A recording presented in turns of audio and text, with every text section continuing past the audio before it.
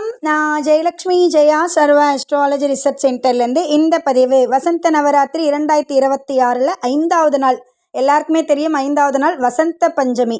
So இந்த வசந்த பஞ்சமிக்கு ஒரு ஸ்பெஷலான பூஜை பண்ண போகிறோம். அதாவது தனவாராகி அப்படி இல்லைன்னா சொர்ணவாராகின்னு சொல்லக்கூடிய அம்மாவுடைய ஒரு பூஜை பண்ண போகிறோம். எதுக்காக அப்படின்னா உங்களுக்கு ஒரு ஃபினான்ஷியல் க்ரோத்துக்காகவே செல்வத்தை வாரி வழங்கக்கூடிய ஒரு வாராகி தான் இந்த சொர்ண வாராகி. அவளுடைய பூஜையை பண்ண போகிறோம். என்ன சக்கரம் அப்படின்னு பார்த்தீங்கன்னா ஆஞ்ஞா சக்கரம் வந்துட்டு இன்றைய நாள் பூஜையில் வந்து நமக்கு கனெக்ட் ஆகுது.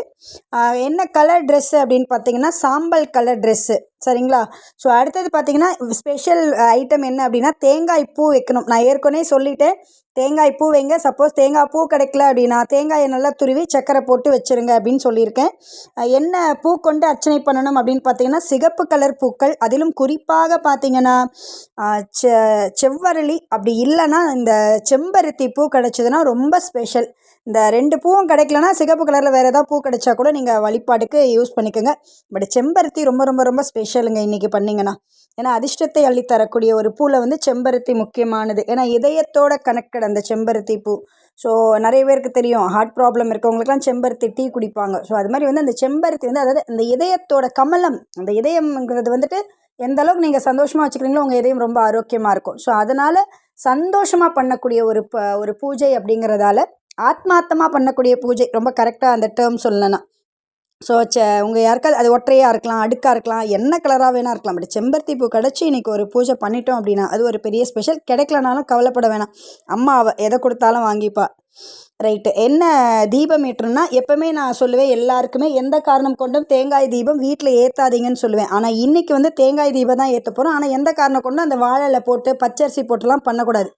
வெறும் ஒரு பிளேட் வச்சுக்கோங்க, ஒரு தேங்காய் 2ஆக உடைங்க, அதில் வந்து நல்லெண்ணெய் ஆர் நெய் ரெண்டுத்தில் எதனாலும் சேர்த்துக்கலாம். ஒரு வெறும் சாதாரண பஞ்சுத்திரி அதை போட்டு நல்லா திக்காக ஒரு பஞ்சுத்திரியை போட்டு தீபம் ஏற்றினா போதும். இந்த சிகப்பு கலர் துணியை திரி போடுறேன், அப்புறம் பச்சரிசி போடுறேன், வாழலை, அந்த பரிகாரம் வந்து வெட்டு பரிகாரம். அதை வந்து கோவிலில் தான் செய்யணும், எந்த காரணம் கொண்டும் வீட்டில் செய்யாதீங்க, சரியா? ஸோ இன்றைக்கி நான் தெளிவாக சொல்கிறேன். தேங்காய் 2ஆக உடைங்க, அதுக்கப்புறம் அதில் நல்லெண்ணெய் ஆர் நெய் போடுங்க, பஞ்சுத்திரி போட்டு ஏற்றினா போதும். திக்காக போடுங்க திரி.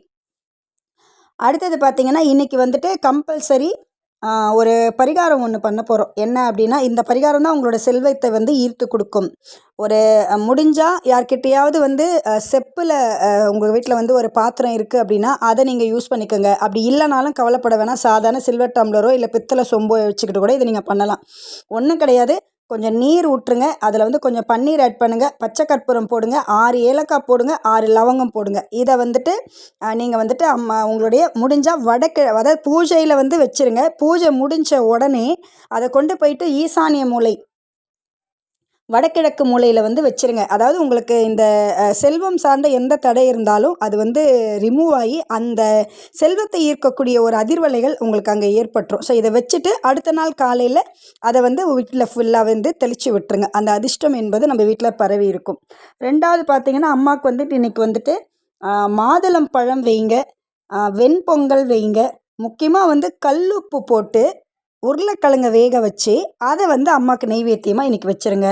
வடை வைங்க, எந்த வடைனாலும் வைங்க, மசால் வடை, உளுந்து வடை, எப்படினாலும் இப்போ ஸ்பெசிஃபிக்காக கிடையாது, பட் வடை வைங்க, பாயாசம் வைங்க. இதை தாண்டி வந்துட்டு எக்ஸ்ட்ரா ஒரு பொருள் இல்லைன்னா அம்மாவுக்கு பிடிச்ச மரவள்ளி கிழங்கு இல்லைன்னா சக்கரவள்ளி கிழங்கு ஏதாவது ஒரு கிழங்கு வைங்க. சப்போஸ் இது ரெண்டுமே எனக்கு கிடைக்கலனா மரவள்ளி கிழங்குல சிப்ஸ் இருக்கும்ல, ஸோ அந்த சிப்ஸு வாங்கி கூட வைங்க, ஒன்றும் தப்பு கிடையாது. முக்கியமாக வந்துட்டு இன்றைக்கி நீங்கள் சொல்ல வேண்டிய ஸ்லோகம் ஓம் ஸ்வர்ண வாராகியே நம, ஓம் ஸ்வர்ண வாராகியே நம, ஓம் ஸ்வர்ண வாராகியே நம, ஓம் ஸ்வர்ண வாராகியே நம, ஓம் ஸ்வர்ண வாராகியே நம, ஓம் ஸ்வர்ண வாராகியே நம. நல்லா கவனிச்சிங்கன்னா தெரியும். இன்றைக்கி ஸ்லோகத்தை வந்து எப்போவுமே 5 முறை சொல்லுவேன், ஆனால் இன்றைக்கி 6 முறை சொல்லியிருக்கேன். ஏன்னா சுக்கிரனோட கடாட்சம் வரணும்.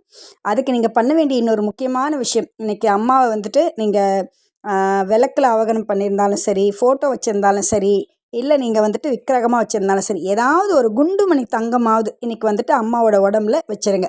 அது ஒரு செயினாக இருக்கலாம், மூக்குத்தியாக இருக்கலாம், கம்பலாக இருக்கலாம். சப்போஸ் நான் விளக்கில் வச்சுருக்கேன் அப்படின்னா ஒரு செயின் வச்சுருக்கீங்கன்னா அந்த விளக்கை சுற்றி அந்த செயினை போட்டுருங்க.